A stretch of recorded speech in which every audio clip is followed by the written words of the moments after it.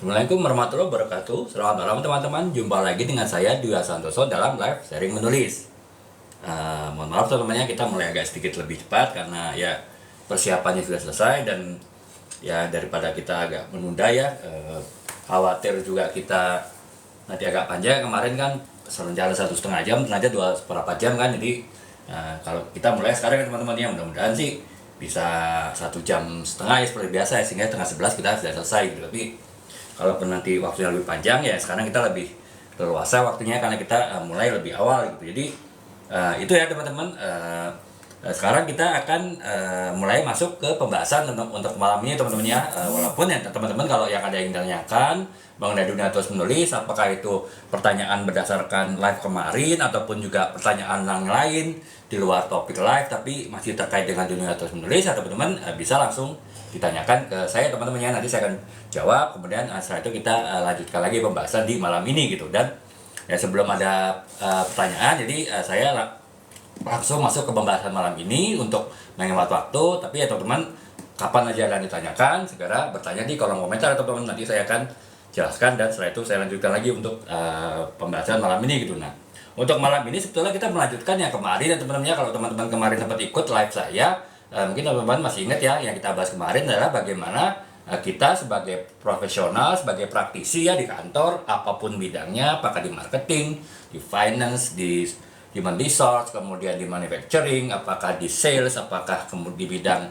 R&D dan juga bidang-bidang yang lain, atau mungkin juga teman-teman ada profesi lainnya di luar perusahaan, misalnya sebagai dokter atau sebagai lawyer ataupun juga sebagai profesi lain, atau mungkin ada profesi yang teknis ya, yang punya engineer atau apa yang mempunyai keterampilan khusus. Itu kita semuanya potensial untuk bisa menulis buku ya teman-teman ya. Jadi sebagai praktisi kita pasti punya pengetahuan, kita punya pemahaman mengenai bidang yang kita tekuni bertahun-tahun ya. Tentu kita punya kemampuan untuk menulis ya. Ya walaupun itu tadi kita harus menyesuaikan kemampuan dari kita kemampuan kita menulis, kemampuan bidang profesional yang kita kuasai dengan target pasar kita ya. Ya misalnya contohnya saya teman-teman ya, saya kan sudah 20 tahun di bidang marketing ya, cukup tahu lah mengenai marketing, sehingga saya menulis buku marketing dan itu target pasarnya adalah untuk entry level di marketing ya. Itu tentu relatif tidak terlalu berat. Karena apa? Saya tidak perlu riset terlalu berat karena memang apa yang saya jelaskan kepada target pembaca saya yang adalah mungkin entry level di bidang marketing ya, mungkin apakah level staff, supervisor ataupun paling tinggi di manager junior ya, junior manager, itu saya masih bisa kuasai lah bidangnya ya, karena pengalaman saya tersebut, karena apa yang sudah saya pelajari bertahun-tahun, sehingga ya tanpa perlu riset terlalu panjang saya bisa langsung menulis teman-temannya. Atau bahkan target pasar saya adalah mahasiswa yang sekarang kuliah di ekonomi dan bisnis tapi nanti ingin bekerja di ekonomi dan bisnis, tapi sebelum dia lulus masih kuliah mau tahu kurang lebih praktek nyata konsep-konsep marketing yang dipelajari di kampus itu seperti apa. Itu target pasar saya itu ya teman-teman. Jadi ya saya bisa lebih mudah menulis ya. Jadi intinya itu teman-teman, sepanjang kita punya pengetahuan, kita sesuaikan saja kita target pembacanya siapa, sesuai kemampuan kita, sesuai dengan pengetahuan kita, kemudian kita bisa langsung menulis. Jadi itu ya teman-teman, kurang lebih kemarin kita membahas ya dengan judul bagaimana praktisi bisa menulis buku gitu. Nah, dari pembahasan kita kemarin, kesimpulannya adalah, dan juga memang pengalaman saya menulis buku marketing ya teman-teman, sudah sekitar 7-8 buku marketing dalam 3 tahun terakhir ini di luar novel ya. Itu memang saya menulisnya dengan genre ilmiah populer ya. Kenapa ya? Karena memang ya itu tadi, saya tidak berniat mengajari ikan berenang ya. Saya tidak menulis buku untuk orang yang sudah ahli marketing gitu, tapi orang yang justru baru mulai menekuni bidang marketing secara praktek. Jadi ya otomatis kan saya tidak perlu pembahasan teoritis yang terlalu berat, tidak harus analisis yang terlalu tinggi, sehingga ya saya lebih mudah menulis ya teman-temannya. Itu beda kalau misalnya saya punya target pasarnya itu adalah misalnya marketing director ataupun marketing manager minimal gitu kan. Tentu saya harus menulisnya dengan konsep-konsep yang kuat ya, bahkan perlu saya melakukan riset yang sangat mendalam gitu. Jadi ya karena ya bagi marketing manager atau marketing director, mereka sudah sangat paham mengenai marketing yang seperti yang saya pahami gitu, tapi mereka mungkin perlu update konsep-konsep marketing terbaru, dan makanya itu adalah jatahnya dari para profesor dokter ya teman-teman ya, termasuk misalnya marketing, kita tahu ada buku marketing 5O, kemudian marketing sebelumnya marketing 4O, 4.0 itu kan ditulis oleh Philip Kotler ya, dan juga Herman Kartajaya gitu, seorang ya, mereka dua orang adalah yang memang sangat ahli ya, sangat memiliki kemampuan akademis yang tinggi di bidang marketing gitu. Jadi itu ya teman-teman, kita tidak berbicara ke situ, tapi kita bicara menulis sebuah buku yang untuk masyarakat umum, ataupun kalaupun itu masih terkait dengan bidang profesional kita geluti, tapi bukan di ahlinya ya, bukan di advance-nya gitu. Jadi ya karena itu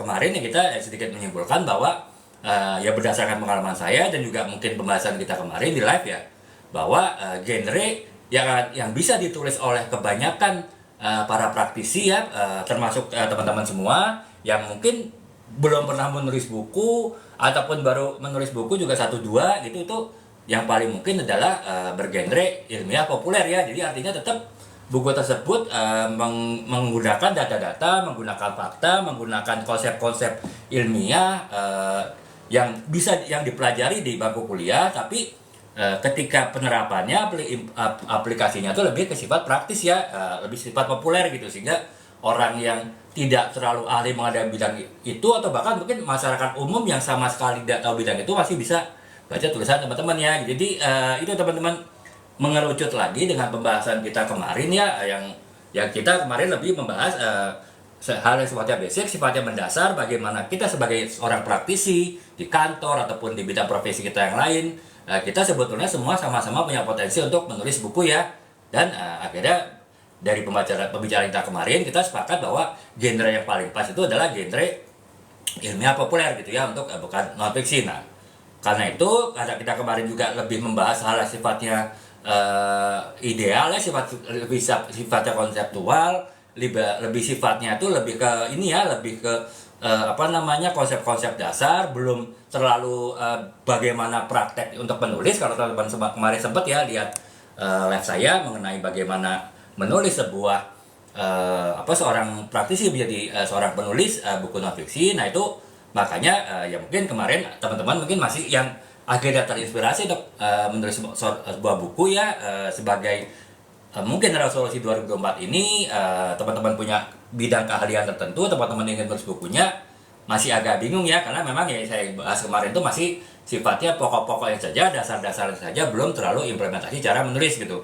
Makanya untuk hari ini saya terpikir untuk melanjutkan pembahasan kita kemarin ya teman-teman. Jadi yang kalau kemarin kita membahas mengenai konsep-konsep besarnya, konsep-konsep dasarnya, lebih kepada ide-ide filosofis lah istilahnya, bahwa sekedar untuk memberikan inspirasi buat teman-teman, bahwa teman-teman yang saat ini bekerja ya di bidang apapun, itu teman-teman punya potensi untuk menulis buku, lebih ke arah situ gitu. Nah sekarang untuk pembahasan kali ini kita lebih kepada mungkin bagaimana mengimplementasikannya gitu ya. Jadi bagaimana setelah kita punya semangat, kita punya motivasi, kita punya inspirasi untuk mulai menulis ya teman-teman, itu teman-teman bisa mulai langkah-langkah menulisnya secara praktis seperti apa gitu. Jadi mungkin teman-teman akhirnya ya setelah mendengar live hari ini dan juga mungkin live kemarin, teman-teman bisa mendapatkan gambaran ya bagaimana teman-teman yang sama sekali belum pernah terpikir menulis buku akhirnya bisa menulis buku ya.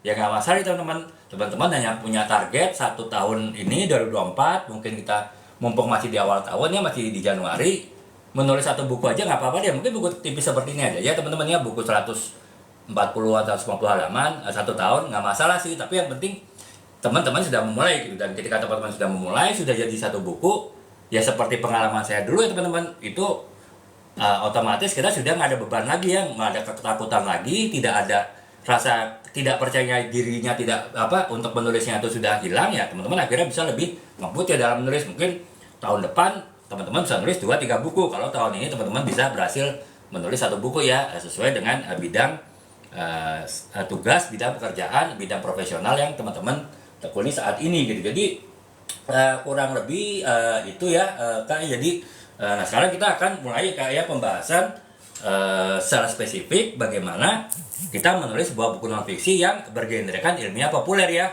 Ini adalah rekomendasi saya bagi teman-teman yang sudah mulai tertarik menulis, punya bidang keahlian tertentu sesuai dengan bidang kerja, bidang tugas teman-teman saat ini. Itu saya sarankan untuk mulai dengan ilmiah populer ya, karena yang pertama pertimbangannya karena memang ini lebih mudah dikerjakan. Karena apa? Karena ilmiah populer itu lebih kepada masyarakat umum, bukan masyarakat yang ahli di bidang tertentu, sehingga ya otomatis teman-teman lebih mudah membuatnya ya. Teman-teman mungkin dengan pengetahuan yang teman-teman punya sekarang ditambah dengan riset-riset kecil tambahan, terus teman-teman sudah bisa nulis buku. Itu yang pertama ya, lebih mudah untuk menulis. Yang kedua, secara pasar juga lebih besar teman-teman ya. Jadi misalnya saya menulis buku marketing, buku trade marketing ataupun buku branding ini kan, saya target pasarnya itu tadi adalah entry level di bidang marketing ya, staff, supervisor, maksimal junior manager gitu yang menjadi target pasar saya. Dan juga mahasiswa ya, mahasiswa-mahasiswi yang sekarang kuliah di ekonomi bisnis, belum tahu bagaimana mempraktekkan ilmu-ilmu yang mereka di kampus. Ya itu saya dengan membaca buku saya, mereka jadi paham tuh sebelum mereka masuk dunia kerja kurang lebih seperti apa sih dunia kerja itu akan menerapkan ilmu marketing. Nah itu berarti kan mahasiswa ya teman-temannya, dan juga masyarakat umum mungkin yang sekarang sudah bekerja tapi mungkin bekerjanya di bidang sales ataupun di bidang finance atau di bidang ini ya, HRD ya, human resource, tapi tertarik untuk pindah jalur ya, pindah bekerja di departemen marketing ya, mungkin bisa baca buku itu. Nah itu kan berarti pasarnya lebih luas ya teman-teman ya. Ya itu tadi, kalau teman-teman lihat level junior manager ke bawah di satu perusahaan tuh orangnya cukup banyak, apalagi kalau kita akumulatif seluruh perusahaan yang di Indonesia gitu kan. Mahasiswa ekonomi dan bisnis jauh lebih banyak lagi gitu. Saya pernah kuliah di S1 ekonomi ya, itu seratusan ya, satu angkatan itu ada ratusan mahasiswa gitu kan. Nah, dan juga misalnya masyarakat umum ya tentu lebih luas lagi. Jadi secara pasar lebih luas ya teman-teman, daripada teman-teman misalnya menargetkan menulis ilmu marketing yang spesifik. Selain teman-teman susah untuk menulisnya, lebih berat untuk menulisnya, juga pasarnya terbatas ya. Mungkin yang baca hanya akademisi, dosen-dosen, kemudian level marketing director, level marketing manager yang di dalam satu perusahaan sebesar apapun, mungkin marketing directornya ada satu ya, marketing manager mungkin 2 atau 3 aja. Dan itu perusahaan yang sangat besar gitu. Perusahaan yang menengah ya marketing manager ya satu gitu kan. Jadi itu ya teman-teman, kenapa saya sangat merekomendasikan teman-teman yang baru mulai menulis buku non fiksi yang ilmiah populer ya, karena selain lebih mudah ditulis, itu pertimbangan praktisnya. Yang kedua adalah pasarnya lebih luas ya, sehingga teman-teman ya bisa, buku teman-teman tuh bisa banyak dikonsumsi, dibaca oleh banyak orang gitu ya. Kalau dan teman-teman jika ingin mengkomersilkannya, tentu secara pemasaran itu lebih mudah ya teman-teman ya untuk dijual gitu. Dan mungkin ya saya bilang kemarin, tujuan kita menulis itu adalah untuk yang pertama meningkatkan kemampuan kita, yang kedua itu adalah untuk kita bisa memberikan sumbangan, tanda petik sumbangsi kepada orang lain, pihak lain dengan ilmu-ilmu ataupun pengalaman yang kita punya, agar mereka juga bisa mendapatkan ilmu-ilmu yang kita punya juga, yang kita tuliskan di buku. Yang ketiga ya itu bonusnya adalah mungkin bisa dapat royalti ya teman-teman dari penjualan buku ya. Itu kan ya, kalau teman-teman juga memandang bonus itu adalah hal yang penting dalam menulis, tujuan menulis ya, dengan pasar yang luas tentu itu lebih mudah didapat gitu. Jadi kurang lebih itu ya teman-teman. Nah sekarang kita masuk ke panduan dasar teman-teman ya. Jadi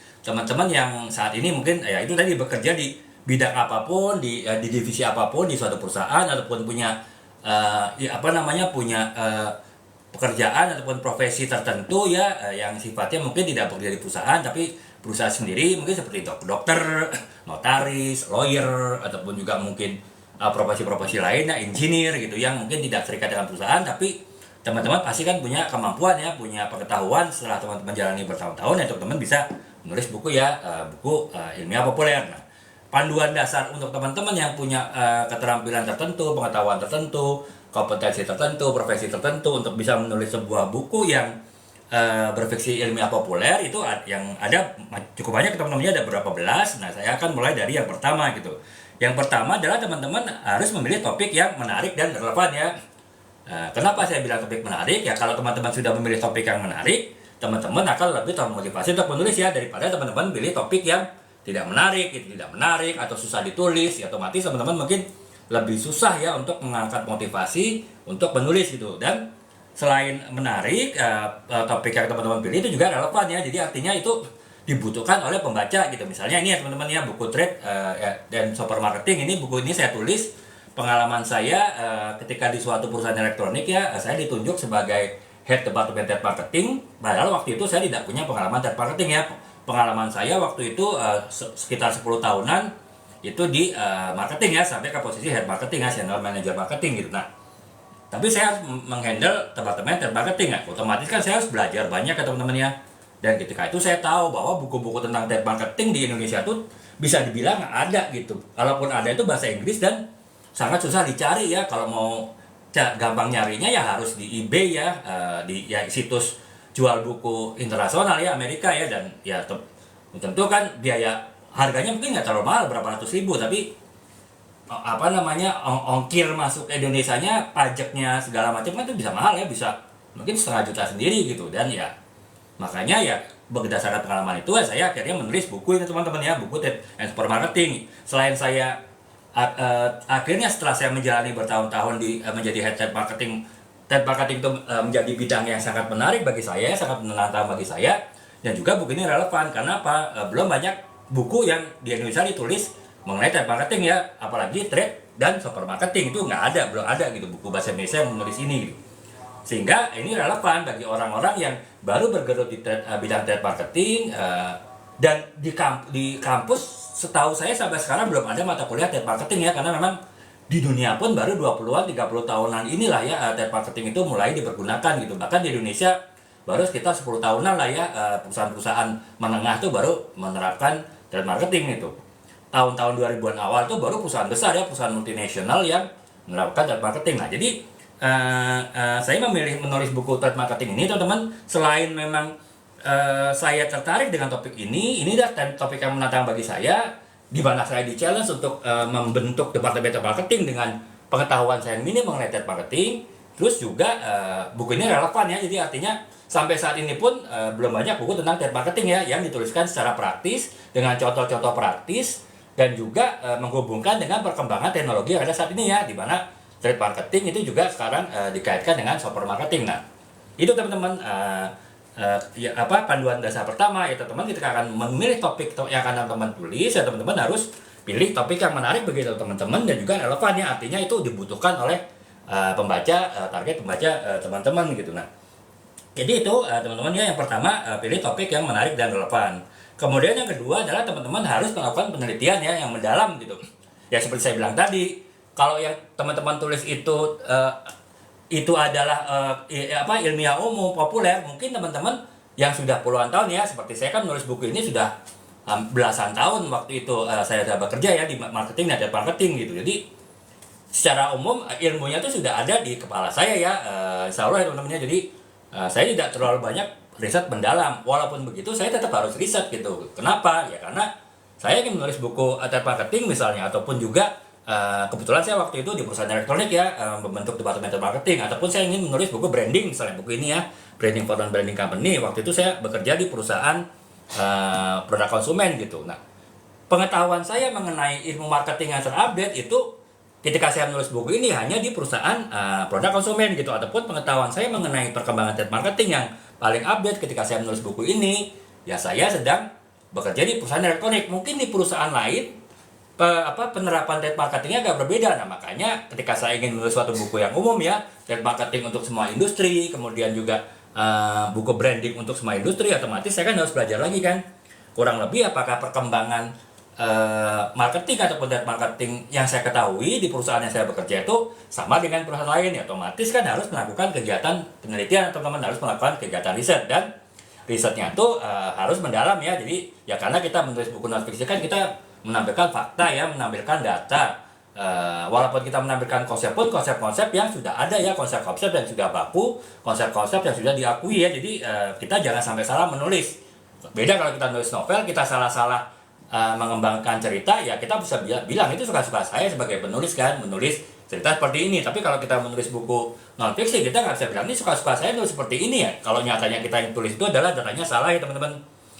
Dan ya kita nggak boleh siap tahu ya, hanya sekedar dianggap kita bisa keren nulis buku, ataupun kita punya buku yang penuh data, penuh fakta, tapi ternyata fakta datanya nggak benar. Nah, itu kan berarti kita tanda petik menjerumuskan orang lain ya yang membaca buku kita untuk salah dalam data dan fakta ya. Makanya untuk kita menghindari membuat kesalahan data, fakta dalam buku yang kita tulis ya kita harus melakukan penelitian yang mendalam ya teman-teman. Walaupun yang saya bilang kemarin, saat ini sudah sangat mudah sekali mengadakan penelitian mendalam ya teman-teman. Beda dengan ketika saya dulu menulis skripsi gitu, kita di akhir tahun 90-an ya, waktu saya menulis skripsi, penelitian saya harus berkutat berhari-hari, bahkan lebih dari seminggu itu di perpustakaan gitu, hanya untuk melihat majalah-majalah lama, melihat buku-buku lama mengenai topik yang saya tulis gitu. Kalau sekarang kan gampang, dari rumah sambil gabut teman-teman juga bisa buka laptop, buka komputer ataupun buka handphone, langsung bisa cari data kan dari berbagai sumber di internet gitu.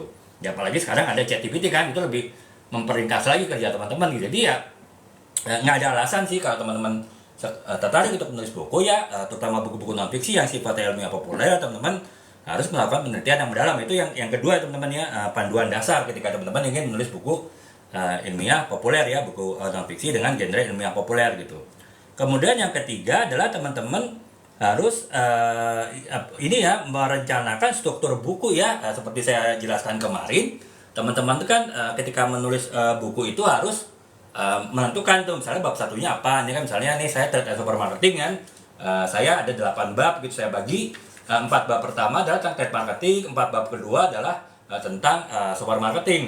Oh, kalau bab 1 itu definisi trade marketing, bab 2 itu strategi trade marketing seperti apa, bab ketiga itu adalah bentuk-bentuk program trade marketingnya apa, kemudian yang keempat adalah struktur organisasi trade marketing seperti apa gitu. Jadi saya sudah harus tentukan bab 1 sampai bab 8 dari buku saya itu apa gitu kan. Kemudian setiap bab itu kan ada subbab-subbab, itu saya harus buat strukturnya teman-temannya. Jadi tujuannya apa? Kalau sebelum kita menulis, kita sudah bisa membuat struktur tulisan kita secara detail ya, dari bab per bab sampai ke subbabnya, itu memudahkan kita dalam melakukan riset ya. Artinya riset kita sudah fokus ya, kita hanya akan mencari data yang kita perlukan, bukan mencari semua data ya. Otomatis kita bisa mengefisienkan waktu, itu dari sisi riset gitu. Kemudian dari sisi menulisnya pun kita juga lebih cepat ya teman-teman. Hanya yang kita tulis adalah hal yang perlu kita tulis gitu, bukan kita menulis semua hal kemudian baru nanti kita edit nih, mana yang kita buang, mana yang kita pakai. Itu kan takes time ya, buang waktu ya, waktu sia-sia kita tulis ternyata harus dibuang gitu. Makanya untuk mengurangi sebanyak mungkin tulisan yang kita buang ya, kita harus buat struktur tulisannya. Jadi itu yang ketiga teman-teman harus buat kerangka tulisannya seperti apa, struktur tulisannya seperti apa gitu.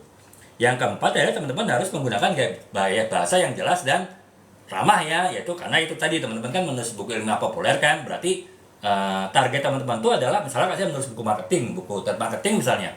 Target saya adalah bukan orang yang paham trade marketing dengan benar ataupun orang yang cukup paham mengenai trade marketing. Target pembaca saya adalah orang yang sedikit paham mengenai bagaimana praktek trade marketing dalam dunia nyata di perusahaan, atau bahkan orang yang sama sekali belum paham trade marketing ya. Jadi ya, untuk menjelaskan sesuatu yang rumit untuk dipahami orang-orang umum ya, kita harus membuat bahasa yang jelas dan ramah ya teman. Artinya mudah dipahami gitu. Jangan kita membuat bahasa yang tingkat tinggi, bahasa yang berputar-putar, tapi sebetulnya zong ya, artinya nggak ada isinya gitu, hanya sekedar biar kita terlihat keren ya, seperti seolah-olah biar kita terlihat bagus tulisannya gitu. Itu kan nggak bagus ya teman-teman ya. Saya pernah dengar sih ada pepatah, orang pintar itu adalah orang yang bisa menyederhanakan hal yang rumit itu dalam bahasa yang ringan, dalam bahasa yang mudah dipahami gitu. Bukan orang yang membuat sesuatu yang mudah dipahami, sesuatu yang ringan tapi menjadi berat, menjadi seolah-olah itu sulit untuk dipahami ya. Itu bukan orang pintar sih sebetulnya ya,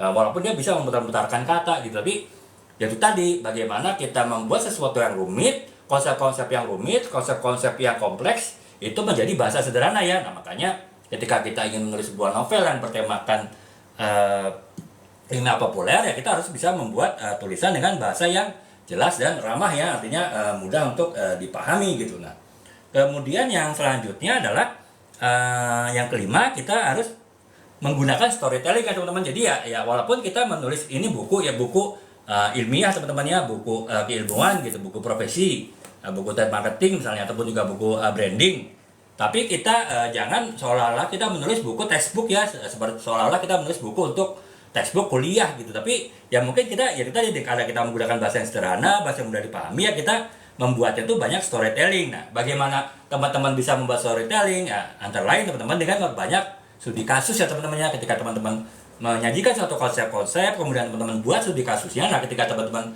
menulis studi kasus kan itu seperti teman-teman bercerita ya, oh kalau penerapan strategi trade marketing di perusahaan elektronik itu seperti ini. Kalau di perusahaan jasa, layanan, transportasi itu seperti ini. Itu kan teman-teman seolah-olah bercerita situasi di suatu perusahaan tersebut. Nah, itu teman-teman bisa menggunakan gaya bahasa storytelling ya untuk teman-teman menulis di buku yang bergenrekan ilmiah populer ya.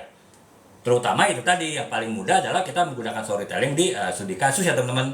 Itulah mengapa semua buku saya, buku-buku bisnis dan marketing saya, buku trade marketing, buku branding, kemudian buku buku leadership itu semuanya menggunakan banyak contoh kasus ya, dan saya menggunakan gaya bahasa storytelling seolah-olah saya bercerita gitu, dan sehingga orang mungkin tidak terlalu menyangka membaca buku mengenai buku non fiksi ya, justru seolah-olah seperti membaca buku fiksi gitu, seolah-olah membaca buku novel ya, karena ada cukup banyak segmen ataupun bagian yang storytelling di buku yang saya tulis gitu. Jadi itu ya. Nah, kalau nomor 10 sebentar ya Kak ya, saya lihat dulu nomor 10.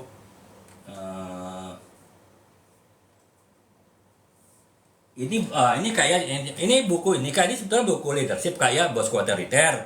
Sebetulnya ini curhatan saya sih Kak ya, saya kan sudah bekerja di beberapa perusahaan ya selama 20 tahun ini, dan kebetulan ya saya pernah mempunyai bos yang beberapa yang otoriter gitu. Nah, dari situ saya akhirnya belajar kan bagaimana saya tidak terlalu depresi lah dalam petik ya, saya tidak terlalu tertekan di bawah bos yang otoriter gitu. Jadi ya akhirnya saya nulis buku ini gitu. Buku ini intinya ada 3 bagian Kak. Yang pertama adalah definisi otoriter itu seperti apa sih gitu. Karena kalau bos yang galak, bos yang tegas, bos yang berapi-api ketika bicara, bos yang ketika memutuskan itu A ya harus A gitu ya, itu belum tentu otoriter teman-teman.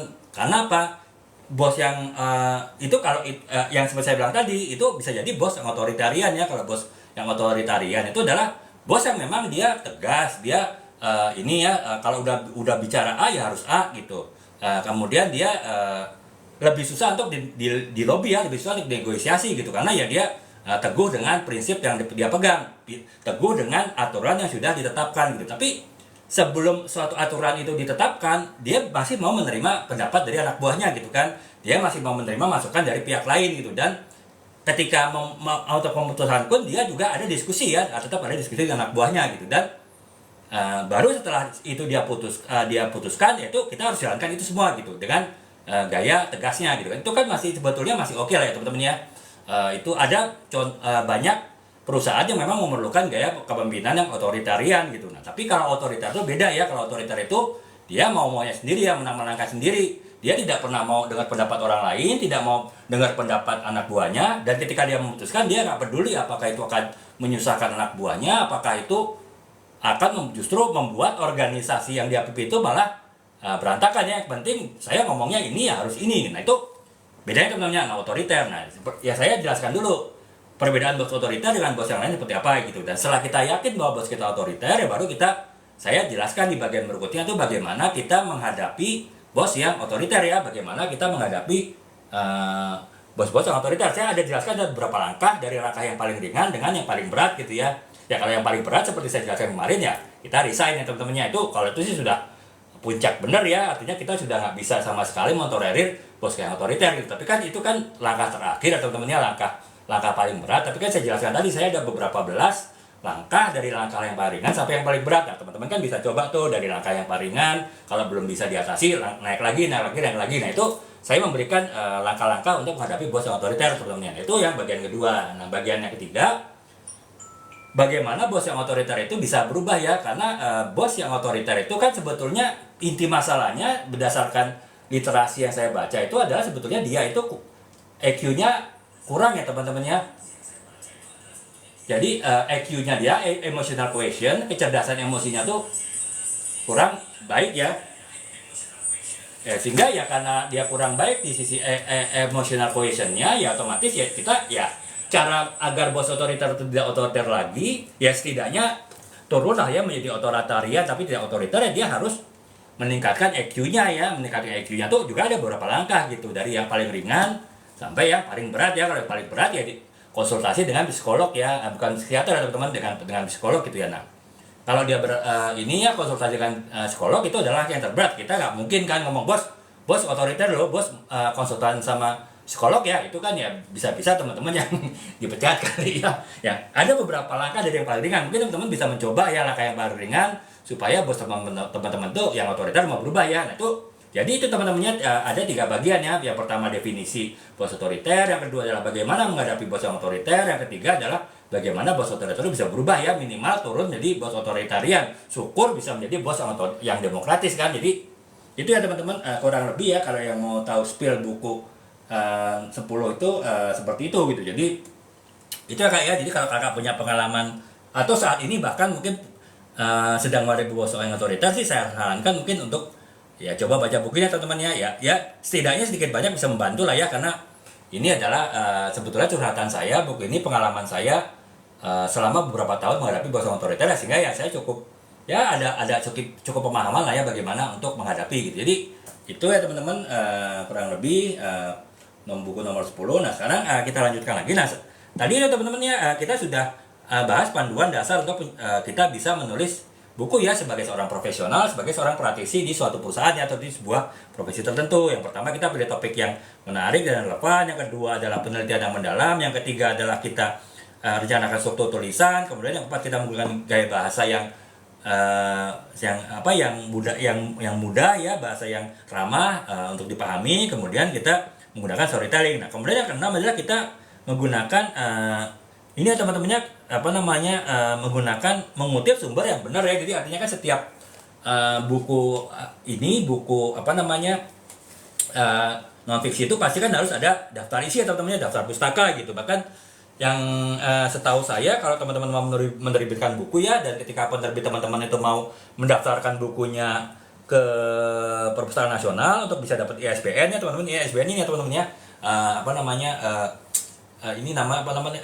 ini barcode ini ISBN ya. Jadi ibaratnya seperti mobil atau motor yang ada plat nomor ya. Setiap mobil atau motor plat nomornya beda-beda. Nah setiap buku pun juga punya plat nomor sendiri-sendiri gitu. Nah itu teman-teman kalau mau, itu kan berarti kalau teman-teman sudah ada ISBN, buku teman-teman itu legal ya, buku teman-teman itu sesuai dengan undang-undang. Jadi buku teman-teman itu bisa dilindungi oleh undang-undang gitu. Nah untuk mendapatkan ISBN inilah harus punya daftar pustaka minimal kalau nggak salah 4 atau 5 gitu. Jadi kalau buku teman-teman nulis buku non fiksi tapi daftar pustakanya hanya 2, itu akan ditolak gitu. Jadi minimal teman-teman cantumkan 4 atau 5 daftar pustaka. Nah kalau saya kan nih ada 1, 2, 3, 4, 5, 6 ya teman-teman, ini daftar pustaka. Nah itu jadi ya teman-teman harus ketika menulis sebuah buku non fiksi, teman-teman harus punya daftar pustaka ya, dan itu daftar pustaka yang kredibel ya, artinya daftar pustaka yang memang itu memuat data-data dan fakta yang benar gitu. Nah kemudian yang ketujuh adalah teman-teman hindari plagiat ya teman-teman. Jadi ya teman-teman jangan menjiplak karya orang lain sebagian ataupun keseluruhan ya. Tapi kalau teman-teman hanya mengambil sebagian kecil, misalnya teori mengenai ini ya, konsep mengenai otoriter seperti apa, ataupun konsep mengenai marketing itu apa, definisinya apa, teman-teman ngambil dari seorang ahli di bidangnya, itu nggak apa-apa teman-teman ya gitu. Teman-teman hanya mengutip, tapi teman-teman harus wajib mencantumkan sumbernya ya, misalnya dari siapa dan diambil dari buku apa gitu kan. Itu teman-teman harus cantumkan, baik itu di bagian badan tulisannya, ataupun juga mungkin di bawah ya, di bagian footnote gitu. Jadi itu ya teman-teman menghindari plagiat dalam arti mengambil kutipan dari pihak lain tapi teman-teman tidak mencantumkan sumbernya gitu ya. Karena kan kita tidak mungkin menulis sebuah buku non fiksi tidak ada mengambil dari pihak lain ya, karena kita menulis buku kan beda dengan menulis novel kan. Kalau menulis buku non fiksi kita pasti banyak mengambil data, mengambil sumber informasi dari luar. Beda kalau kita nulis novel ya, seperti ini novel saya ini 604 halaman ya teman-teman, Semua Demi Cinta. Ini 604 halaman ini ya saya tidak pakai sumber referensi sama sekali ya, tidak pakai daftar pustaka sama sekali ya, karena namanya juga novel kan. Itu berdasarkan kepada imajinasi saya sendiri, mengandalkan kepada tanda petik daya hayal saya sendiri ya. Jadi ya nggak perlu ada daftar pustaka, dan ya kemungkinan besar tidak mungkin plagiat ya teman-teman. Jadi itu sih kurang lebih.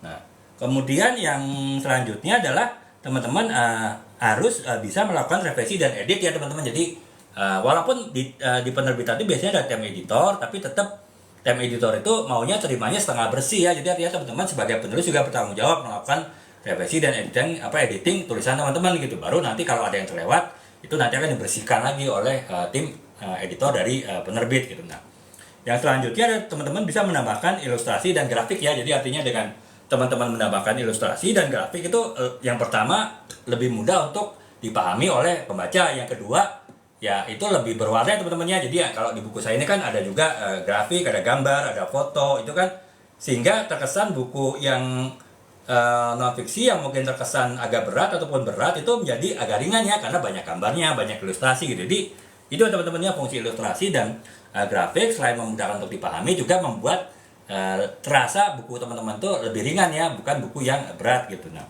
kemudian yang selanjutnya ada teman-teman buat pembukaan yang menarik ya. Jadi ya sedapat mungkin teman-teman buat di bab 1 itu menarik ya. Misalnya ini gitu kan, saya buku yang Bos Otoriter di bagian pertama nih saya banyak mencantumkan contoh-contoh ya teman-temannya, bagaimana ini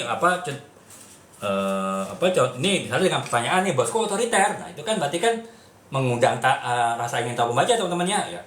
Oh iya kak, bos saya otoriter juga kok, saya jadi mau baca buku ini misalnya kan. Atau saya nggak punya bos otoriter tapi saya khawatir kalau pindah perusahaan dapat bos otoriter. Jadi dengan saya membuat pertanyaan yang menggelitik, yang menarik ini, bos otoriter tanda petik tanda tanya, itu bisa mengundang daya tarik pembaca untuk baca teman-teman. Nah kemudian juga itu saya mulai juga dengan ini teman-teman, banyak contoh-contoh ya, bagaimana banyak anggota tim, banyak anak buah yang mereka kesulitan dengan berbagai macam kasus ketika punya bos yang otoriter. Nah saya tulis ya teman-temannya contoh-contohnya, dengan contoh-contoh banyak di depan itu menjadi daya tarik ya, sehingga orang tertarik untuk membaca lagi ke belakang.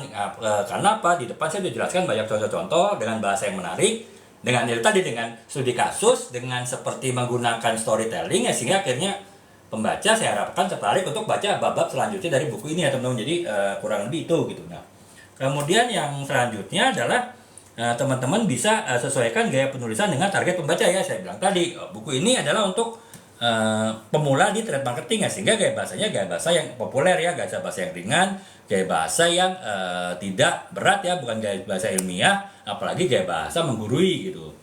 Ataupun juga ini buku Bosku Otoriter ini kan buku yang ini ya untuk kita inilah anak buah lah ya, kita untuk anggota tim tuh ya itu kan berarti kan bahasanya harus bahasa yang ringan ya, bahasa yang sederhana, tapi ya karena target pembaca saya adalah ya itu tadi staff, ataupun juga kalaupun bos ya bos kecil lah ya, paling banter manajer gitu kan, atau mungkin asisten manajer atau supervisor bos, tapi kan di atasnya masih banyak bos kan. Nah itu jadi ya karena ya target pasarnya adalah yaitu tadi kalangan-kalangan yang baru mulai bekerja, mungkin masih shock-shocknya berhadapan dengan bos yang otoriternya, itu ya otomatis saya sesuaikan ya gaya penulisan saya ini dengan target pasar buku ini gitu. Jadi itu ya teman-teman. Nah kemudian yang ke-12 adalah teman-teman bisa melakukan kegiatan pemasaran promosi ya. Jadi walaupun mungkin buku teman-teman sudah oleh penerbit sudah didistribusikan ke toko buku ya, entah di toko buku besar seperti Gramedia ataupun toko-toko buku yang kecil, tapi kan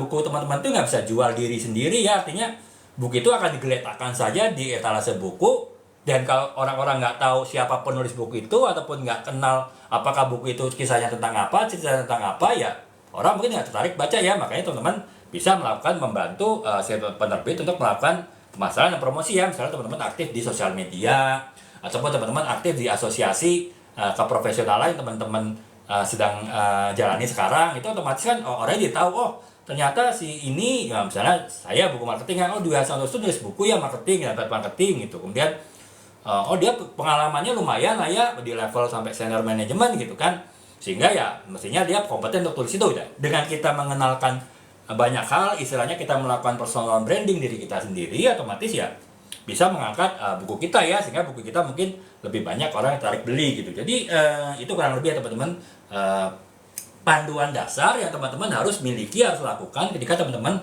sebagai seorang profesional, sebagai seorang praktisi di suatu perusahaan ataupun di suatu bidang pekerjaan, teman-teman ingin menulis buku yang ringan, buku ilmiah populer untuk ya mungkin untuk junior-junior teman-teman lah ya, agar bisa mendapatkan ilmu, untuk bisa mendapatkan wawasan yang sudah teman-teman punya. Yang teman-teman mungkin harus mendapatkan wawasan atau ilmu itu berdarah-darah ya, mungkin harus kepentok sana kepentok sini ketika teman-teman meniti karir dari bawah. Nah, dengan teman-teman menulis suatu buku yang menjelaskan bagaimana perjalanan karir untuk seorang profesi tertentu, apakah marketing, apakah finance, ya sih orang yang junior teman-teman yang baca buku tersebut mungkin tidak akan kepotok-potok seperti teman-teman ya, sehingga mereka perjalanannya mungkin lebih enak, mereka lebih enjoy bekerja ya karena sudah ada panduan dari buku yang teman-teman tulis. Nah itu teman-teman ya, jadi itu. Nah tapi teman-teman untuk bisa menulis buku ini ada beberapa panduan dasar teman-teman ya. Tadi saya sudah jelaskan secara detail, sekarang saya jelaskan lagi secara ringkas saja ya.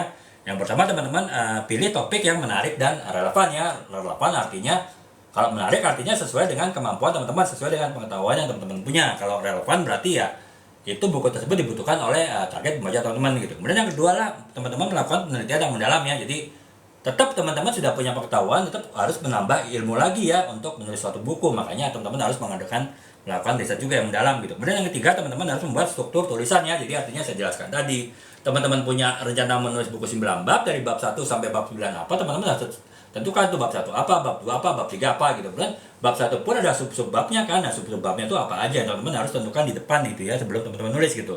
Rencanakan struktur buku ya, struktur penulisan. Kemudian yang keempat adalah teman-teman harus menggunakan gaya bahasa yang jelas dan ramah ya. Artinya gaya bahasa yang mudah dipahami ya oleh target pembaca teman-teman gitu. Kemudian yang kelima, storytelling ya, sedapat mungkin walaupun teman-teman menulis suatu buku yang sifatnya ilmiah ya, setengah ilmiah lah ya, buku-buku yang populer, buku-buku yang menulis fakta dan data, tapi tetap sebisa mungkin bahasanya ditulis seperti seolah-olah novel ya. Ya paling gampang aja teman-teman dengan banyak mengeluarkan studi kasus ya di buku teman-teman, sehingga ya lebih mudah lagi untuk mengembangkan tulisan yang dengan gaya storytelling gitu. Nah kemudian yang keenam, teman-teman harus mengutip sumber informasi, daftar pustaka yang valid atau teman-teman yang kredibel gitu, yang dipercaya gitu. Kemudian teman-teman yang ketujuh, hindari plagiat ya, jangan sampai meniru tulisan orang lain tanpa teman-teman tulis sumbernya dari mana. Kalau teman-teman mau mengutip tulisan orang lain nggak apa-apa, tapi teman-teman harus tulis ya secara lengkap sumbernya, siapa, dari buku apa gitu. Nah kemudian yang kedelapan, teman-teman harus punya kemampuan merevisi dan editing ya, jangan semuanya itu diserahkan kepada tim editor dan tim editor penulis, tapi teman-teman juga harus bisa melakukan kegiatan revisi dan editing tadi gitu. Yang kesembilan ya, teman-teman bisa menambahkan ilustrasi dan grafik ya, selain untuk lebih memudah pembaca untuk memahami tulisan kita, juga lebih membuat buku kita ini terasa lebih ringan karena banyak gambar, banyak grafik, sehingga ya tidak kesannya tuh berat karena isinya tulisan terus ya, tulisan tanpa ada grafik ataupun gambar sama sekali gitu. Kemudian yang selanjutnya teman-teman harus membuat pembukaan yang menarik ya, karena ya istilahnya kalau kita sering melihat don't judge a book by the cover ya, kita jangan lihat buku dari covernya, tapi kita ya harus lihat buku dari awalan bukunya. Kalau awalan bukunya menarik ya otomatis bukunya ke belakang akan menarik, tapi kalau bukunya nggak menarik dia dari awal, mungkin ke belakang akan nggak menarik. Makanya ya harus teman-teman buat pendahuluan yang menarik gitu. Nah kemudian yang selanjutnya, teman-teman harus sesuaikan gaya penulisan dengan target pembaca ya dari teman-teman yang sasar ya.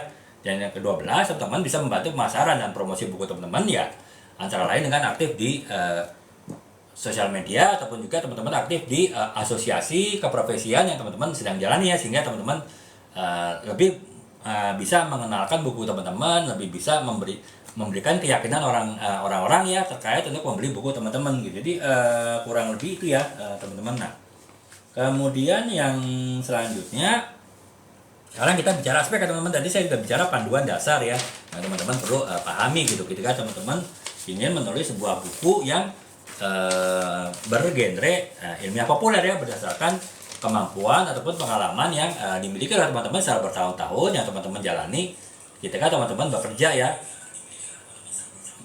Ketika teman-teman itu sedang melakukan pekerjaan teman-teman seperti biasa bertahun-tahun, itu kan teman-teman ada potensi untuk bisa menulis buku ya. Jadi tadi panduan dasarnya seperti tadi. Kemudian untuk aspek-aspek apa saja ini saya jelaskan teman-teman, ada 9 aspek ya yang teman-teman perlu pahami ya ketika teman-teman berniat untuk menulis suatu buku ilmiah populer ya, berdasarkan pengetahuan yang teman-teman miliki saat ini gitu. Nah yang pertama, teman-teman harus mempunyai aspek kesiapan dan komitmen ya. Jadi artinya ketika teman-teman sudah memutuskan tahun ini 2024 saya punya resolusi ingin nulis satu buku mengenai marketing kalau teman-teman marketing, ataupun menulis buku tentang finance kalau teman-teman di finance misalnya, ataupun menulis buku yang lainnya sesuai dengan bidang profesi teman-teman gitu. Nah Ya teman-teman sudah punya resolusi itu 1 tahun ini nulis 1 buku. Nah teman-teman harus siap ya mempersiapkan segala hal yang segala kemampuan yang teman-teman harus miliki untuk menulis, dan kemudian teman-teman harus berkomitmen. Artinya kalau teman-teman sudah tetapkan jadwal minimal saya menulis sehari 1,5 jam ataupun minimal 1 jam, ya udah teman-teman harus komit ya. Ya tetap bagaimanapun situasinya, seberat apapun situasinya, sedang sibuk-sibuk sama teman-teman, ada pekerjaan di kantor, ya teman-teman harus bisa nulis ya. Kalau setengah jam sehari, kalau udah ditetapkan 1 jam sehari. Jadi ya teman-teman harus mempunyai aspek kesiapan dan juga komitmen ya dalam menulis gitu. Kemudian yang kedua, teman-teman harus punya metode penelitian ya teman-teman ya. Kan metode penelitian itu banyak ya, bisa dengan membaca buku yang lain, dengan membaca artikel di internet, bisa dengan wawancara orang yang kita anggap ahli, ataupun kita melakukan pengamatan, observasi, atau bahkan mungkin kita membuat kuesioner ya yang nanti akan kita bagi-bagikan ke responden kita. Nah, itu kan banyak cara ya teman-teman ya. Teman-teman harus paham tuh semua metode riset tersebut, dan nanti teman-teman bisa terapkan ya mana yang paling tepat diterapkan di buku yang teman-teman ingin tulis gitu ya. Itu yang ketiga ya. Yang kedua metode penelitian. Kemudian yang ketiga ya teman-teman harus bisa menentukan topik ya. Nah, saya bilang tadi kan saya sudah jelaskan bagaimana teman-teman menentukan topik yang tepat dengan tulisan teman-teman ya, dan juga relevan bagi pembaca. Nah, itu teman-teman harus tahu ya cara-cara menentukan topik apa yang bisa ditulis di buku yang akan teman-teman tulis gitu. Nah, kemudian yang selanjutnya ada unsur struktural buku ya. Jadi artinya saya bilang tadi teman-teman ketika baru mulai menulis ya teman-teman harus punya kerangka tulisan ya, punya kerangka karangan gitu, bab per bab yang mau nulis apa, kemudian dalam satu bab sub babnya tuh mau nulis seperti apa. Nah, teman-teman harus ada unsur struktural buku ya. Nah, kemudian yang kelima gaya bahasa ya, saya bilang tadi teman-teman harus menerapkan gaya bahasa yang sesuai dengan keperluan dari buku teman-teman ya, disesuaikan dengan target pembaca teman-teman gitu. Kemudian yang keenam adalah jenis ilustrasi dan grafik ya. Itu tadi ilustrasi dan grafik itu akan membuat pembaca lebih mudah memahami tulisan kita gitu, lebih mudah menangkap gagasan kita. Kemudian yang kedua adalah dengan ilustrasi dan grafik itu membuat tulisan kita tuh agak lebih ringan ya, tidak terkesan berat karena hanya sekedar tulisan aja, tapi ada gambar-gambar atau ilustrasi yang membuat ya kesannya tuh tulisan kita lebih ringan lah gitu ya. Kemudian yang keenam, teman-teman harus bisa menyusun rancangan awal yang baik ya. Ini atau saya bilang tadi teman-teman harus punya dan bisa membuat awal sebuah buku teman-teman yang menarik, sehingga akhirnya pembaca penasaran untuk membaca buku teman-teman dan akhirnya akan membaca buku teman-teman sampai habis gitu. Kemudian yang selanjutnya teman-teman harus upgrade keterampilan menulis ya teman-teman. Jadi ya saya bilang tadi mungkin teman-teman sekarang pengetahuannya masih ya istilahnya inilah ya, masih standar ya, masih belum tinggi. Nggak apa-apa, yang penting nulis dulu kan. Ya, kita nanti sambil berjalan tuh menyempurnakan kemampuan kita. Nah, jadi teman-teman juga harus bisa upgrade ya. Jadi artinya teman-teman tidak hanya pasrah dengan apa kemampuan yang teman-teman punya sekarang, ya itu saya tuh nulis aja gitu. Mau bagus mau jelek ya terserah, jangan begitu ya. Tetap kita nulis apa saja dengan yang kita punya sekarang, tapi kita tetap berusaha untuk setiap kali melakukan upgrade ya, mengimprove kemampuan kita dalam menulis gitu. Dan kemudian ya yang sebenarnya teman-teman harus punya networking ya, baik itu networking dengan sesama penulis sehingga teman-teman bisa saling bertukar pikiran ketika ada kesulitan, ada hambatan dalam tulisan teman-teman, ataupun teman-teman mungkin bisa punya networking jaringan dengan di asosiasi misalnya profesi yang teman-teman miliki ya. Misalnya kalau teman-teman dokter ya teman-teman mungkin aktif di Ikatan Dokter Indonesia misalnya, ataupun kalau teman-teman arsitek mungkin aktif di Ikatan Arsitek Indonesia, sehingga teman-teman juga bisa pertama menambah wawasan, menambah teman, dan juga teman-teman juga lebih bisa mengenalkan buku teman-teman ya kalau teman-teman sudah bisa nulis buku gitu. Jadi itu teman-teman aspek-aspek ya dari seorang yang akan menulis seorang penulis pemula, bahkan belum punya pengalaman menulis sama sekali, ingin menulis sebuah buku yang bergenrekan ilmiah populer ya, yang dia topiknya adalah diambil dari kemampuan profesional yang dia miliki yang bisa dijalani bertahun-tahun gitu. Yang pertama ada teman-teman harus siapkan aspek siapan dan komitmen. Kemudian yang kedua teman-teman harus punya metode penelitian, harus paham metode penelitiannya, berbagai macam metode penelitian. Kemudian yang ketiga teman-teman harus bisa tahu cara menentukan topik yang tepat. Yang keempat teman-teman harus punya unsur struktural buku, artinya teman-teman harus membuat ini ya kerangka karangan ketika teman-teman belum mulai menulis. Kemudian yang keenam teman-teman harus tentukan gaya bahasa dari buku yang teman-teman tulis. Kemudian yang keenam teman-teman juga harus ini ya menerapkan memasukkan, menyisipkan ilustrasi dan gambar di buku teman-teman gitu. Kemudian yang ketujuh teman-teman harus punya tips untuk membuat suatu awal tulisan teman-teman itu yang menarik ya. Dan yang ke-8, teman-teman harus bisa upgrade kemampuan diri secara bertahap ya, secara bertahap.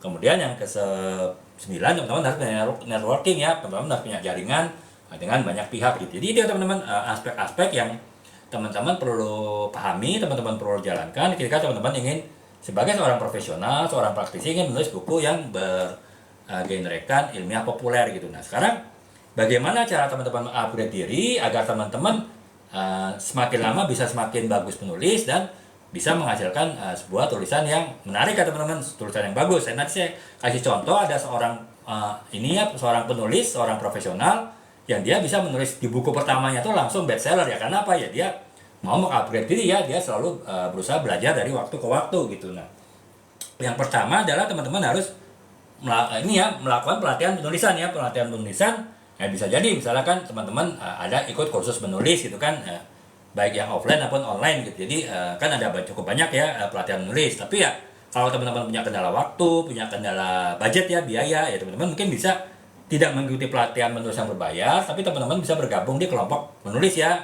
Biasanya tuh gratis gitu. Jadi kan apalagi kalau menggunakan sistem online ya, jadi hanya bertemu berapa waktu sekali lewat Zoom ya, lewat Google Meet. Jadi itu biasanya gratis ya, biasanya ada mentor ya, 1 atau 2 mentor di grup penulis tersebut, di kelompok penulis tersebut. Jadi kita di sini bisa saling bertukar pikiran dengan sesama penulis baru, dan juga bisa berdiskusi, bertanya, berkonsultasi dengan mentor-mentornya. Jadi teman-teman upgrade diri yang kedua, kalau teman-teman tidak ingin kursus yang berbayar, teman-teman bisa ikut kelompok menulis yang gratis ya. Nah, kemudian yang ketiga, teman-teman belajar proses penulisannya. Seperti saya bilang, untuk menjadi penulis itu minimal harus paham 5 tahapan penulisan ya. Dan seperti saya baru kemarin, saya sudah buat teman-teman ya TikTok series gratis ya, mengenai 5 tahapan penulisan, 21 video ya. Jadi teman-teman bisa masuk ke profil saya, kemudian teman-teman klik daftar putar atau playlist sharing menulis. Dan di situ ada 21 video ya yang menjelaskan secara detail, secara rinci 5 tahapan penulisannya, yang itu harus dipahami oleh setiap orang yang ingin menulis ya. Teman-teman bisa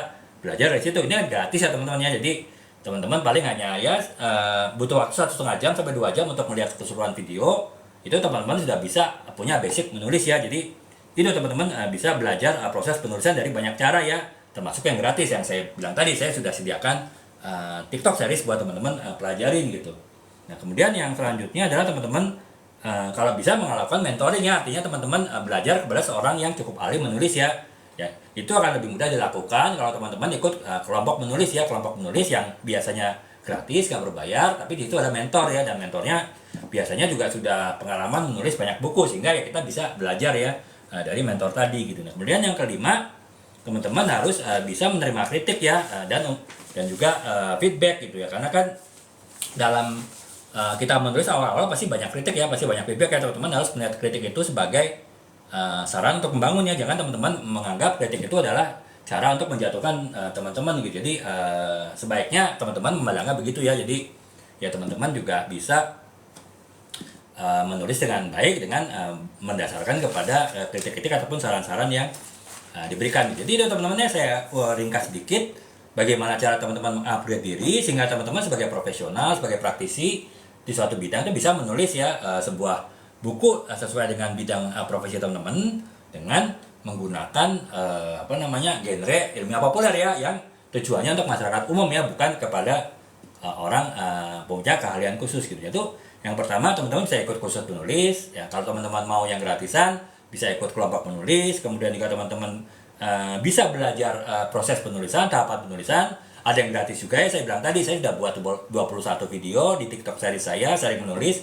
Itu teman-teman bisa pelajarin gratis ya. Kemudian yang keempat, teman-teman juga bisa ikut mentoring ya, artinya kalau teman-teman ikut kelompok penulis pasti ada mentornya, teman-teman bisa banyak belajar dari mentor di kelompok penulis tadi gitu. Dan kemudian yang kelima ya, teman-teman harus ini ya, bisa menerima saran, kritik, umpan balik, feedback, dan teman-teman bisa menggunakannya untuk teman-teman melakukan improvement ya, perbaikan diri teman-teman gitu. Jadi itu kurang lebih teman-teman. Nah kemudian yang selanjutnya adalah bagaimana memilih tema ya teman-teman ya. Ya saya bilang tadi, memang teman-teman yang kalau di bidang marketing pasti kan nulisnya buku marketing kan, tapi kan marketing itu kan banyak teman-temannya. Ini buku branding marketing, ini juga buku super marketing, kemudian bagaimana ada tulisan mengenai strategi marketing, ada bagaimana membuat target sasaran, ada bagaimana membuat kampanye pemasaran. Jadi banyak topik ya teman-teman ya dalam marketing ya. Sama kalau teman-teman di bidang HRD tentu banyak ya bidang psikologi yang teman-teman harus bisa tulis gitu. Ataupun kalau teman di finance, ilmu finance itu sangat luas ya, teman-teman bisa menulis banyak topik ya. Nah, dari sekian banyak topik yang teman-teman ada di bidang profesi teman-teman, ya teman-teman bisa memilih ya topik yang menurut teman-teman itu menarik untuk ditulis dan relevan dengan target pembaca teman-teman gitu. Nah, cara untuk memilih tema itu ada beberapa macam teman-teman ya. Secara ringkas, secara sederhana tuh ada 3. Yang pertama adalah teman-teman sesuaikan dengan minat dan keahlian ya. Jadi artinya ya ini kayak seperti saya menulis buku trade marketing, saya sangat berminat di trade marketing. Karena apa? Trade marketing ini adalah ilmu marketing yang mulai baru berkembang ya, baru 20 tahunan diterapkan di Indonesia. Di dunia mungkin baru sekitar 30 tahunan gitu. Jadi ilmunya masih berkembang terus sehingga sangat menantang ya, sangat challenging. Dan ilmu trade marketing itu sekarang sudah berkembang di software marketing. Sekarang erat kaitannya dengan penggunaan teknologi ya teman-teman, penggunaan big data, penggunaan teknologi, penggunaan digitalisasi itu sekarang banyak diterapkan untuk trade marketing. Itu berarti saya berminat ya dengan bidang trade marketing. Kemudian sesuai dengan keahlian ya, karena saya sudah 4 tahun ya teman-teman, 5 tahun memegang departemen trade marketing, senior manager trade marketing, dan saya benar-benar di satu perusahaan elektronik itu membangun departemen trade marketing dari nol ya, dari tidak ada tim sampai punya tim 14 orang gitu. Nah itu berarti kan saya juga ya insya Allah punya keahlian ya cukup teman-temannya. Makanya saya akhirnya memutuskan menulis buku tentang marketing ya, karena saya punya minat yang kuat terhadap marketing dan juga punya keahlian yang cukup ya untuk menulis buku tentang marketing ini gitu. Nah,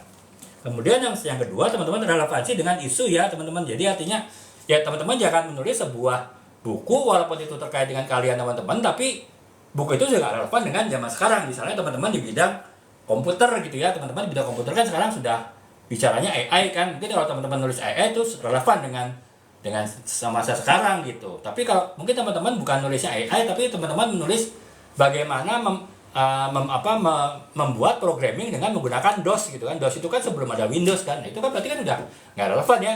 Nggak ada sekarang orang yang pakai DOS gitu kan untuk membuat programming data misalnya, programming program komputer gitu kan. Pasti menggunakan software yang lain ya. Teman-teman ya jangan menulis dengan menggunakan DOS, tapi gunakanlah menulis dengan menggunakan software-software yang sekarang masih dipakai ya, software-software yang sekarang berkembang gitu. Jadi itu teman-teman harus menetapkan topik itu relevansi dengan isu-isu yang ada sekarang ya di bidang keahlian teman-teman gitu. Nah, yang ketiga teman-teman harus itu penting bagi pembaca ya teman-teman. Nah, jadi jangan teman-teman menulis buku yang mungkin relevan dengan isu sekarang tapi tidak menarik bagi pembaca ya. Jadi ya seperti saya nulis buku trade marketing ini, kenapa? Ini buku trade marketing ini setahu saya di kampus pun di Fakultas Ekonomi dan Bisnis itu belum ada ya mata kuliah trade marketing gitu. Padahal sekarang posisi trade marketing itu di suatu perusahaan itu bisa sampai level direktur gitu ya. Jadi ada sebuah perusahaan asing, perusahaan consumer goods, saya nggak mau nyebut namanya, itu sekarang di bidang sales marketing ada 3 direktur ya. Dulu hanya ada 2 direktur, direktur sales dan direktur marketing. Nah sekarang di perusahaan tersebut ada direktur trade marketing gitu. Berarti kan trade marketing itu sudah satu divisi sendiri kan. Nah itu kan berarti kan sementara yang menguasai trade marketing itu belum banyak gitu kan. Jadi sehingga ya orang perlu banyak belajar tentang trade marketing. Orang butuh buku-buku trade marketing. Nah makanya buku ini kan penting bagi pembaca teman-temannya, orang-orang yang mungkin ingin mengembangkan karirnya ataupun ingin merubah karirnya ke trade marketing sebagai bidang yang saat ini menurut saya masih sangat menjanjikan ya. Nah makanya ya ketika kita menulis suatu buku itu kita harus yakin topik yang kita pilih itu penting bagi pembaca gitu ya teman-teman. Jadi ya teman-temannya ketika teman-teman ingin menulis suatu buku sesuai dengan bidang keahlian teman-teman dengan genre ilmiah populer, ada 3 hal yang teman-teman harus perhatikan ya. Pertama teman-teman harus sesuaikan dengan minat dan keahlian teman-teman ya. Jadi teman-teman tidak terlalu sulit untuk menulisnya. Kemudian yang kedua teman-teman harus topik yang teman-teman tulis itu relevan dengan isu-isu sekarang ya. Jangan isu-isu yang sudah jadul, isu-isu yang sudah kuno teman-teman tulis sekarang, itu nggak akan laku gitu. Tapi kalau teman-teman tulis isu-isu yang sekarang lagi isu-isu yang sekarang lagi trending ya, orang akan banyak tertarik dengan buku teman-teman gitu. Itu yang kedua ya. Kemudian yang ketiga yang teman-teman tulis itu penting bagi pembaca ya. Pembaca itu menganggap bahwa apa yang teman-teman tulis itu adalah sesuatu yang penting bagi mereka. Nah itu teman-temannya 3 hal itu yang teman-teman harus pastikan ketika teman-teman ingin menetapkan suatu topik ataupun tema tertentu ya, adalah dari teman-teman menulis buku ilmiah populer yang sesuai dengan bidang profesi teman-teman gitu. Nah kemudian yang selanjutnya adalah ini ya apa yang selanjutnya, kemampuan apa saja sih harus dimiliki ya. Jadi akan saya bilang tadi ya, saya membahas ini adalah untuk teman-teman yang belum pernah menulis sama sekali, tapi teman-teman punya keahlian tertentu di bidang profesi teman-teman, dan teman-teman ingin membagi pengalaman teman-teman, kepengetahuan teman-teman itu ke orang lain ya, dengan menulis melalui buku. Dan jadi kan berarti untuk seorang yang dengan kondisi tersebut ingin menulis buku harus punya beberapa kemampuan dasar ya, teman-teman harus pastikan teman-teman memiliki itu ketika teman-teman baru mulai menulis gitu ya. Yang pertama adalah teman-teman kemampuan penelitian ya, itu tadi, karena buku non fiksi kan sangat butuh penelitian ya, sedangkan buku sebuah novel pun itu butuh riset, butuh penelitian, apalagi sebuah buku non fiksi. Nah makanya teman-teman harus yakin teman-teman punya kemampuan meneliti, dan saya yakin teman-teman pasti ketika sudah ahli suatu bidang tertentu, sudah ahli di bidang profesi tertentu, pasti teman-teman saya yakin pasti punya ya kemampuan penelitian gitu, sedikit banyak tapi teman-teman saya yakin pasti punya gitu. Kemudian yang kedua adalah kemampuan komunikasi ya, jadi artinya bagaimana kemampuan menyampaikan ide. Jadi itu saya yakin teman-teman juga pasti punya ya, teman-teman yang sudah cukup lama bekerja di suatu perusahaan ataupun di suatu profesi tertentu pasti kan sering berkomunikasi ya dengan atasan, dengan sesama rekan kerja, dengan anak buah gitu kan, dengan tim. Nah itu otomatis teman-teman pasti sudah terasah ya kemampuan komunikasinya, sehingga saya rasa nggak ada problem bagi teman-teman ya untuk menulis gitu. Kemudian yang ketiga adalah kemampuan untuk memilih informasi ya, itu tadi teman-teman. Teman-teman boleh punya kemampuan riset ya, mencari informasi, mencari data, mencari fakta, tapi kan tidak semua fakta ataupun data-data yang teman-teman miliki tadi itu akan dipergunakan semua di buku tulisan, di buku teman-teman ya, tulisan teman-teman ya. Makanya teman-teman harus punya kemampuan juga untuk memilih mana informasi yang bisa dipergunakan di buku teman-teman, mana informasi yang mungkin dibuang ya, artinya tidak dipakai di buku teman-teman gitu. Jadi itu ya teman-teman, kemampuan yang teman-teman harus miliki, dan saya yakin, aku yakin ya teman-teman pasti yang sudah punya kemampuan tertentu di bidang profesi teman-teman pasti sudah punya kemampuan itu semua. Itu yang pertama adalah kemampuan penelitian, kemampuan riset, yang kedua adalah kemampuan komunikasi, yang ketiga adalah kemampuan memilah data. Sehingga ya lagi-lagi nggak ada alasan teman-teman yang sudah sangat berpengalaman di bidang teman-teman, tahunan, mungkin belasan tahun atau bahkan mungkin puluhan tahun ya teman-teman, di bidang apapun, di perusahaan ataupun di bidang profesi lain, teman-teman tuh nggak ada alasan tuh nggak bisa nulis buku ya, karena teman-teman pasti udah punya ya 3 kemampuan yang saya sebutkan tadi gitu. Nah itu ya teman-teman ya, jadi itu. Nah kemudian yang berikutnya adalah proses ya, bagaimana proses menulis sebuah buku ya. Tadi teman-teman sudah punya, sudah yakin punya kemampuan, teman-teman sudah tahu trik-trik, tips-tipsnya seperti apa untuk mulai menulis buku ya teman-teman. Baru ke prosesnya seperti apa gitu ya. Jadi proses yang pertama, teman-teman tentukan tujuan penulisan ya, dan juga tujuan buku tersebut ditulis gitu ya. Misalnya teman-teman menulis, saya menulis itu untuk berbagi pengalaman, untuk berbagi ilmu. Itu berarti kan teman-teman udah jelas tujuannya apa. Kemudian tujuan bukunya apa? Tujuan buku saya menulis buku network marketing ini supaya orang-orang yang belum paham mengenai network marketing ataupun kurang paham mengenai network marketing, siapapun dia itu bisa segera paham ya di network marketing ya, terutama jika orang tersebut mungkin ditugaskan, dipromosi ataupun dimutasi ke bagian network marketing, sementara orang tersebut tidak punya pengalaman network marketing. Nah itu tujuan buku ini tulis ya, jadi udah jelas nih, harus saya tetapkan di depan ya ketika teman-teman belum menulis buku gitu. Nah, kemudian yang kedua ya teman-teman melakukan riset ya, jadi risetnya itu harus mengumpulkan materi, informasi, teman-teman harus melakukan riset. Jadi ketika teman-teman sudah jelas mau nulis buku apa, sudah menentukan topiknya apa, ya teman-teman melakukan riset ya.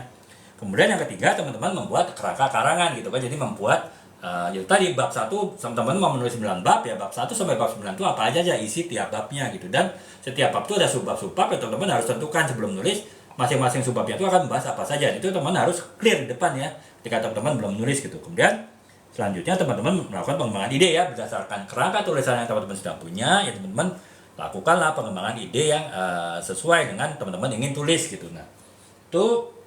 Kemudian yang selanjutnya teman-teman juga harus baru mulai bisa menulis naskah ya. Setelah teman-teman menulis naskah, kemudian teman-teman harus revisi dan editing ya. Nah, baru setelah itu teman-teman bukunya selesai. Jadi secara ringkas kurang lebih seperti itu ya teman-teman ya, ingin menulis buku. Saya yakin teman-teman bisa lah ya. Mungkin proses belajar ya, tapi tahapannya kan tidak terlalu susah kan ya teman-teman. Saya yakin pasti bisa gitu.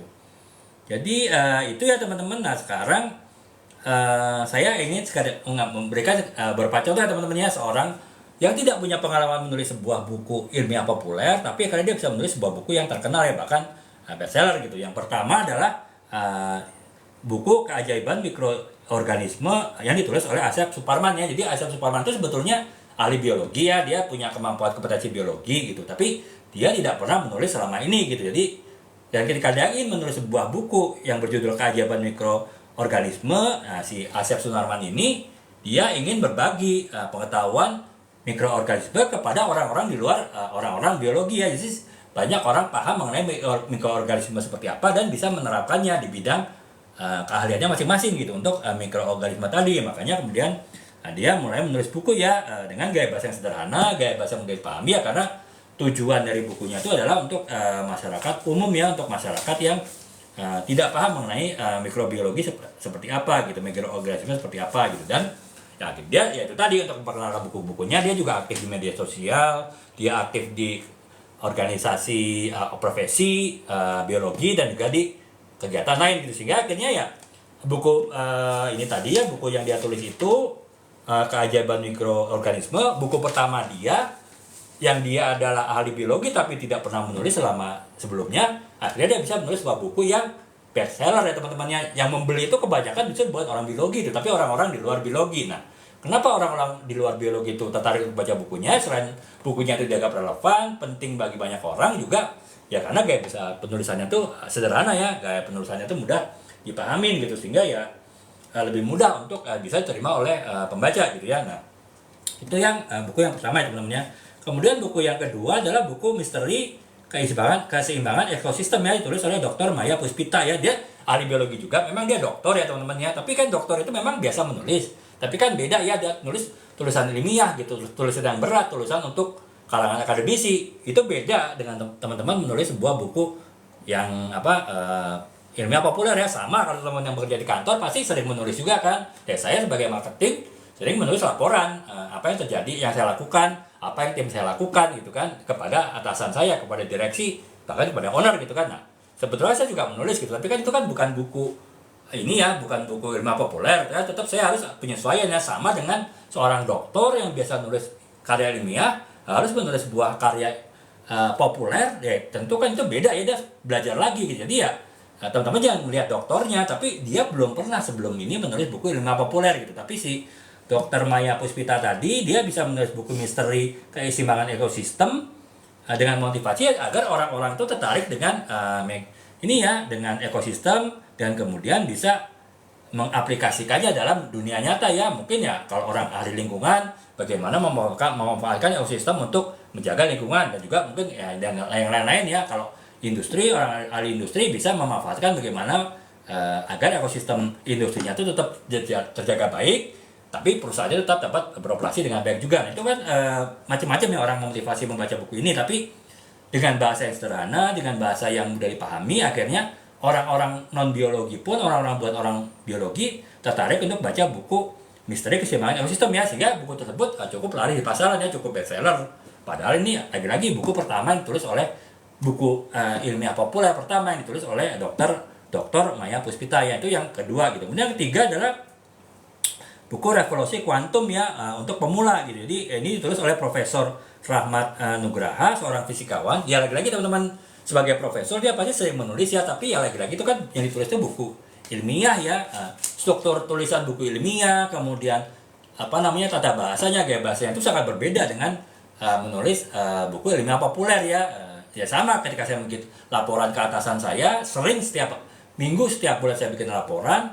Tapi kan itu gaya bahasanya beda dengan ketika saya menulis sebuah buku ilmiah populer ya, sehingga seorang profesor pun dia harus belajar lagi untuk menulis buku ilmiah populer ya. Nah, ketika si Profesor Rahmat Nugraha tadi ingin sebagai seorang ahli profesor fisikawan ingin menulis sebuah buku ilmiah populer, dia harus banyak belajar kan, dia harus, karena tujuannya apa? Bukunya itu untuk kalangan umum ya, sehingga kalangan umum itu dapat paham prinsip-prinsip dasar kuantum itu seperti apa, sehingga bisa diaplikasikan ke kehidupan mereka masing-masing gitu. Jadi ya dia harus akhirnya ikut kursus penulisan, ikut kelompok penulisan. Intinya adalah bagaimana dia belajar untuk bisa menulis buku ilmiah populer gitu kan. Nah, ya akhirnya ya dia berhasil menulis buku ini tadi ya, buku Revolusi Kuantum untuk pemula ya, lari di pasaran ya teman-teman ya.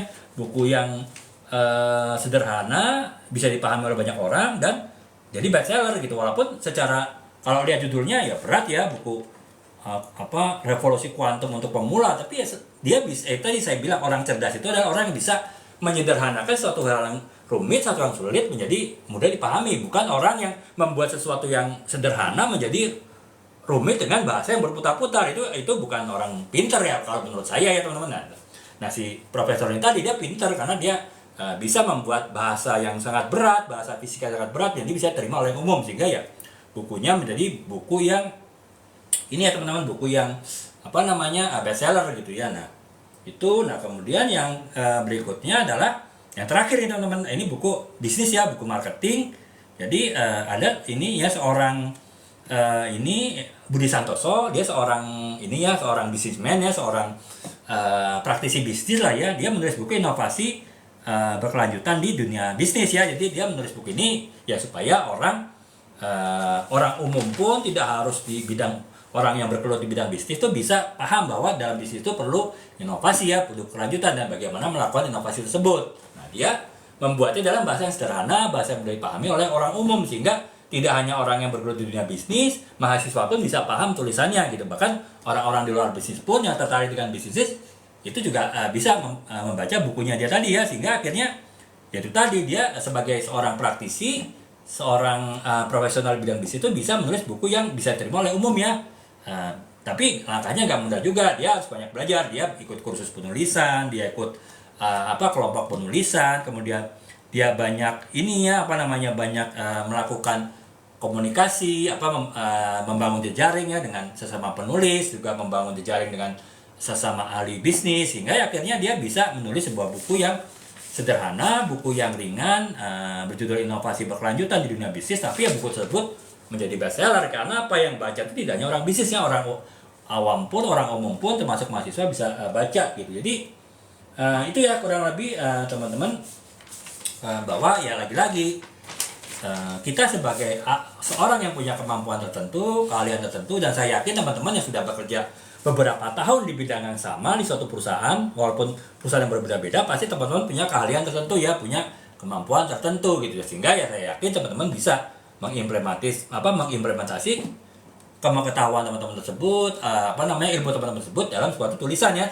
ilmiah populer gitu. Jadi ini teman-temannya challenge dari saya ya teman-teman.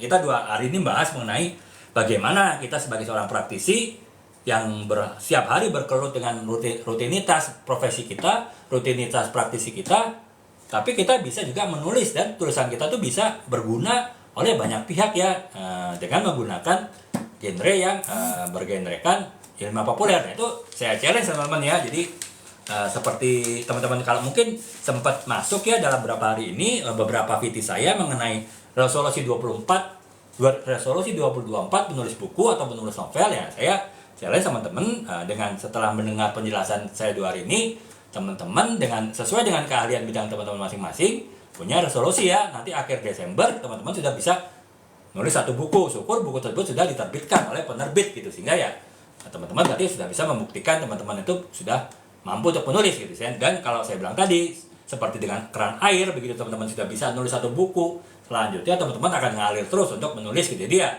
tantangan terberatnya memang ya di buku pertama ya teman-teman ya. Jadi ya ini adalah challenge dari saya yang semoga ya teman-teman bisa nih untuk mendapatkan inspirasi ya untuk bisa berani punya resolusi 2024 antara lain untuk menulis 1 buku ya sesuai dengan bidang kompetensi teman-teman gitu. Jadi ya semoga nanti insya Allah kita akhir tahun depan mungkin saya masih insya Allah juga masih live, teman-teman bisa ngabarin, Pak, Kak, saya udah bisa nih nulis 1 buku, alhamdulillah diterbitkan gitu. Atau akhirnya ya buku tersebut saya tulis berdasarkan inspirasi dari yang Pak Dwi sebut pernah bahas, itu ya saya sangat senang sekali teman-teman kalau nanti di akhir tahun ada teman-teman yang mengabarkan seperti itu gitu. Dan saya berharap sih beberapa dari teman-teman yang melihat live saya ataupun melihat nanti cuplikan-cuplikan live saya yang saya buat videonya kemudian saya upload secara rutin di akun saya itu bisa ada yang mengabarkan bahwa teman-teman sudah ada yang bisa menulis buku ya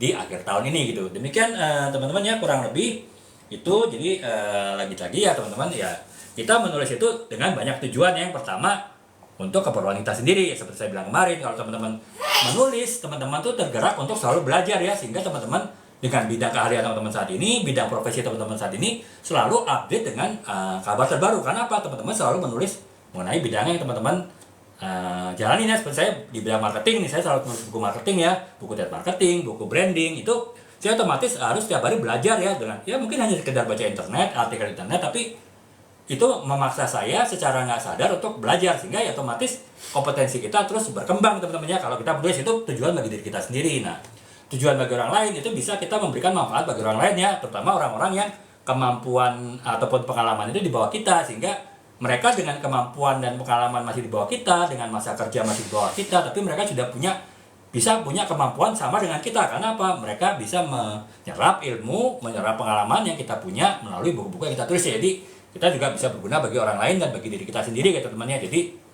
itu, dan tujuan akhirnya adalah ya kita meningkatkan literasi di Indonesia teman-teman ya. Saya pernah bilang literasi tingkat minat baca di kita di Indonesia itu nomor 62 nomor 61 dari 62 negara ya, berarti nomor 2 dari bawah gitu, selevel negara-negara Afrika gitu. Nah, dan salah satu cara untuk meningkatkan literasi ya kita menyediakan banyak bacaan yang menarik yang sesuai dengan kebutuhan banyak orang, sehingga akhirnya orang-orang pun tertarik untuk membaca ya, sehingga kita pun juga sedikit, walaupun hanya seorang kita, bisa juga ikut memajukan kecerdasan bangsa dengan kita menyumbang buku-buku yang bisa kita tulis ya, yang itu menjadi bisa dibaca oleh banyak orang gitu. Jadi itu ya kurang lebih teman-teman sedikit dari saya ya.